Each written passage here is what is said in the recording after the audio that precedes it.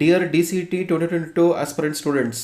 So ಇವತ್ತು day 1 document ವೆರಿಫಿಕೇಷನ್ಗೆ ಇವತ್ತು ಡಾಕ್ಯುಮೆಂಟ್ ವೆರಿಫಿಕೇಷನ್ ಸ್ಟಾರ್ಟ್ ಆಗಿದೆ for the rank DCET ranks from 1 to 2000. ಎಲ್ಲ ಸೆಂಟರ್ಸಲ್ಲಿ ಆಲ್ ಓವರ್ ಕರ್ನಾಟಕ 9 ಸೆಂಟರ್ಸಲ್ಲಿ ಡಾಕ್ಯುಮೆಂಟ್ ವೆರಿಫಿಕೇಷನ್ ಆಗಿದೆ. ಸೊ ಎಲ್ಲ ಚೆನ್ನಾಗಾಗಿದೆ. ಕೆಲವ್ರದೆಲ್ಲ ಯಾರ್ಯಾರಾಗಿಲ್ಲ ನಾಳೆ ಬರೋದಕ್ಕೆ ಕೇಳಿದ್ದಾರೆ. ಕೆಲವ್ರದೆಲ್ಲ ಏನೇನು ಪ್ರಾಬ್ಲಮ್ ಇತ್ತು ಅವ್ರಿಗೆಲ್ಲ ರೆಕ್ಟಿಫೈ ಮಾಡ್ಕೊಂಡು ಕೇಳಿ ಟೈಮ್ ಕೊಟ್ಟು ಅವ್ರು ನಾಳೆ ಬರೋದಕ್ಕೆ ಕೇಳಿದ್ದಾರೆ. ಓಕೆ, ಸೊ ಅದ್ರ ಬಗ್ಗೆ ಸ್ವಲ್ಪ ಒಂದು ಇನ್ಫಾರ್ಮೇಷನ್ ಬಂದಿದೆ, ಅಪ್ಡೇಟ್ ಕೊಡೋದಕ್ಕೆ ಬಂದಿರೋದು ನಾನು ಇವತ್ತು. ಸೊ ಎಲ್ಲ ಕೊಡ್ತೀನಿ. ಅದಕ್ಕಿಂತ ಮುಂಚೆ ಈ ವಿಡಿಯೋನ ಫಸ್ಟ್ ಟೈಮ್ ನೋಡ್ತಾ ಇದ್ದರೆ ತಪ್ಪದೆ ನಮ್ಮ ಡಿಪ್ಲೊಮಾ ಚಾನಲ್ ಸಬ್ಸ್ಕ್ರೈಬ್ ಮಾಡ್ಕೊಳ್ಳಿ. ಕೆಳಗಡೆ ಕಾಣ್ತಾ ಇರೋ ಸಬ್ಸ್ಕ್ರೈಬ್ ಬಟನ್ನ ಕ್ಲಿಕ್ ಮಾಡಿ, ಹಾಗೆ ಪಕ್ಕದಲ್ಲಿ ಕಾಣ್ತಾ ಇರೋ ಬೆಲ್ ಐಕಾನ ಕ್ಲಿಕ್ ಮಾಡಿ. ಈ ಥರ ಕಾನ್ಸ್ಟೆಂಟ್, ಫ್ರೀಕ್ವೆಂಟ್, ರೆಗ್ಯುಲರ್, ಟೈಮ್ಲಿ ಅಪ್ಡೇಟ್ಸ್ಗೆ. ಸೊ ಡಾಕ್ಯುಮೆಂಟ್ ವೆರಿಫಿಕೇಷನಲ್ಲಿ ಆಲ್ಮೋಸ್ಟ್ ಎಲ್ಲ ಚೆನ್ನಾಗಾಗಿದೆ. ಓಕೆ, ಸೊ ಕೆಲವೊಂದು ಇನ್ಫಾರ್ಮೇಷನ್ ಸಿಕ್ಕಿದೆ, ಅದನ್ನು ಶೇರ್ ಮಾಡ್ಕೊಳೋದಕ್ಕೆ ಬಂದಿದ್ದೆ ನಾನು. ಸೊ ಫಸ್ಟ್ ಥಿಂಗ್, ತುಂಬ ಜನ ಕೇಳ್ತಾ ಇದ್ರು ಸರ್ DCET ರ್ಯಾಂಕ್ ಲಿಸ್ಟಲ್ಲಿ ರ್ಯಾಂಕ್ ಪ್ರಿಂಟ್ಔಟ್ ಬರುತ್ತಲ್ಲ ಅದಕ್ಕೆ ಅಟೆಸ್ಟೇಷನ್ ಮಾಡಿಸ್ಬೇಕಂತ. ಸೊ ಏನೂ ಬೇಕಾಗಿಲ್ಲ, ಅಟೆಸ್ಟೇಷನ್ ಮಾಡೋದು ಬೇಕಾಗಿಲ್ಲ, ಯಾಕಂದರೆ ಕಂಪ್ಯೂಟರ್ ಜನರೇಟೆಡ್ ಅದು.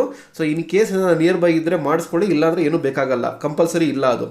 Second thing, DCET fees receipt ಬಗ್ಗೆ ತುಂಬ ಜನ ಕೇಳ್ತಾ ಇದ್ರಿ. ಫೀಸ್ ರೆಸಿಪ್ಟ್ ಬೇಕಾ, ಪ್ರಿಂಟ್ಔಟ್ ತೊಗೊಬೇಕಂತ ತುಂಬ ಜನ ಗಲ್ಬಿಲಿ ಮಾಡ್ಕೊಂಡಿದ್ರಿ. So no issues. ಯಾಕೆ ಅಂತಂದರೆ DCET ಈ ಸಲ ಹೆಂಗೆ ಮಾಡಿದಾರೆ ಲಾಗಿನ್ ಅಂತಂದರೆ, ಲಾಗಿನ್ ರಿಜಿಸ್ಟರ್ ಮಾಡ್ಕೊಂಡಿದ್ದ ತಕ್ಷಣ ನಿಮಗೆ ನೆಕ್ಸ್ಟ್ ಪೇಮೆಂಟ್ ಪೇಜ್ ಮಾಡಬೇಕು. ಪೇಮೆಂಟ್ ಮಾಡಿದ ತಕ್ಷಣ ನೆಕ್ಸ್ಟ್ ಪೇಜ್ ಎಲ್ಲ ಓಪನ್ ಆಗೋದು ನಿಮಗೆ. ಸೊ ನೀವು DCET ಅಪ್ಲಿಕೇಶನ್, ಆನ್ಲೈನ್ ಅಪ್ಲಿಕೇಶನ್ ಫಾರ್ಮಲ್ಲಿ ನೋಡಿದ್ರೆ ನಿಮಗೆ ಅಲ್ಲೇ ಬಂದುಬಿಟ್ಟಿರುತ್ತೆ. ಎಲ್ಲ DCET ಫೀಸ್ ಪೇಡ್ ಎಷ್ಟು, ಟ್ರಾನ್ಸಾಕ್ಷನ್ ಐಡಿ ಎಲ್ಲ ಅಲ್ಲೇ ಬಂದಿರುತ್ತೆ. ಸೊ ಸಪರೇಟು ಫೋನ್ಪೇ, ಗೂಗಲ್ ಪೇಯಿಂದ ಮಾಡಿರೋದು ಅವೆಲ್ಲ ಟ್ರಾನ್ಸಾಕ್ಷನ್ ರೆಸಿಪ್ಟ್ ಏನು ಬೇಕಾಗಿಲ್ಲ. ಸೊ ಸದ್ಯಕ್ಕೆ DCET ಫೀ ಪೇ ಚಾನಲ್ ಬೇಕಾಗಿಲ್ಲ. ಮುಂಚೆ ಬ್ರೋಷರಲ್ಲಿ ಕೊಟ್ಟಿದ್ರು, ಮುಂಚೆ ಕೇಳ್ತಾ ಇದ್ರು. ಯಾಕೆ ಅಂತಂದರೆ ಬ್ಯಾಂಕ್ ಹೋಗಿ ಕ್ಯಾಶ್ ಕಟ್ಟಬೇಕಾಗಿತ್ತು, ಆ ಚಲನ್ ಕೇಳ್ತಾ ಇದ್ರು. ಇವಾಗೆಲ್ಲ ಆನ್ಲೈನ್ ಆಗಿರೋದ್ರಿಂದ ಅದಕ್ಕೆ ಕೇಳಲ್ಲ. ಸೊ ಅದು ಬೇಕಾಗಿಲ್ಲ. Okay, so that's the thing. ಆಮೇಲೆ ಆಲ್ರೆಡಿ ಹೇಳಿದ್ದೆ ನಿಮಗೆ, ಯಾರ್ಯಾರು ಆನ್ಲೈನಲ್ಲಿ ಕ್ಯಾಸ್ಟು ಮತ್ತು ಇನ್ಕಮ್ ಆಗಲಿ, ಹೈದರಾಬಾದ್ ಕರ್ನಾಟಕ ಆಗಲಿ, ಸ್ಪೆಷಲ್ ಕೋಟಾಗಾರ ಇಲ್ಲ ಅಂದರೆ ರಿಸರ್ವೇಷನ್ ಏನು ಕೇಳ್ತಾ ಇದ್ದೀರಾ, ಅದು ನೀವು ಆನ್ಲೈನ್ ಅಪ್ಲೈ ಮಾಡಬೇಕಾದ್ರೆ ಕೊಟ್ಟಿಲ್ಲ ಅಂತಂದರೆ ಅವ್ರು ಯಾವುದೇ ಕಾರಣಕ್ಕೆ ಇಸ್ಕೊತಾ ಇಲ್ಲ. ಅಲ್ಲಿ ಇವಾಗ ಕೊಡೋಕೆ ಹೋದರೆ, ಅಂದರೆ ಆ್ಯಡ್ ಅಪ್ ಮಾಡೋಕ್ಕೆ ಹೋದರೆ ಅವ್ರು ಆ್ಯಡ್ ಮಾಡ್ಕೊತಾ ಇಲ್ಲ. ನಾನು ಹೇಳಿದೆ ಆಲ್ರೆಡಿ, ತುಂಬ ಹುಷಾರಾಗಿ ಮಾಡಿ ಅಂತ. ಕೆಲವರು ತುಂಬ ನೆಗ್ಲೆಕ್ಟ್ ಮಾಡಿದ್ರಿ. So now you are the sufferers. ನಾನೇನು ಮಾಡೋಕ್ಕಾಗಲ್ಲ. ಸೊ ಅದಕ್ಕೆ ಪ್ರತಿಯೊಂದು ಅಪ್ಡೇಟ್ನು ಫಾಲೋ ಮಾಡಿ ಅದೇ ಥರ ಯುಟಿಲೈಸ್ ಮಾಡ್ಕೊಳ್ಳಿ. ಓಕೆ, ಸೊ ಇವಾಗ ಆ್ಯಡ್ ಅಪ್ ಮಾಡೋಕ್ಕೆ ಚಾನ್ಸಸ್ ಇಲ್ಲ, ಮಾಡ್ತಾ ಇಲ್ಲ, ಟ್ರೈ ಮಾಡೋದು ಮಾಡಿ, ನಿಮಗೆ ಬಿಟ್ಟಿದ್ದು. ಓಕೆ, ಸೊ ಅದಾದಮೇಲೆ ನೀವು ಡಾಕ್ಯುಮೆಂಟ್ ವೆರಿಫಿಕೇಷನ್ ಮಾಡಿಸ್ಬೇಕಾದ್ರೆ ಏನಾದ್ರು ಚೇಂಜಸ್ ಇದ್ದರೆ, ಫಾರ್ ಎಕ್ಸಾಂಪಲ್ ಒಂದು ಎಕ್ಸಾಂಪಲ್ ಹೇಳ್ತೀನಿ. ಇನ್ಕಮ್ ಸರ್ಟಿಫಿಕೇಟ್ ಅಪ್ಲೈ ಮಾಡಿದ್ರಿ, ಬಟ್ ಅವ್ರ ತಂದೆ ಹೆಸರಲ್ಲಿತ್ತು, ಕ್ಯಾಂಡಿಡೇಟ್ ನೇಮಲ್ಲಿ ಇರಲಿಲ್ಲ.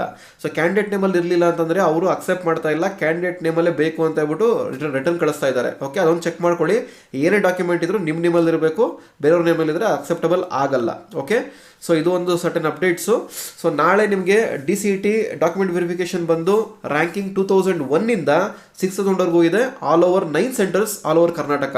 ಓಕೆ, ಸೊ ನೀವು ಡಾಕ್ಯುಮೆಂಟ್ ವೆರಿಫಿಕೇಷನ್ ಆಗಿದ ತಕ್ಷಣ ನಿಮಗೆ ಡಾಕ್ಯುಮೆಂಟ್ ವೆರಿಫಿಕೇಷನ್ ಸ್ಲಿಪ್ ಅಂತ ಕೊಡ್ತಾರೆ.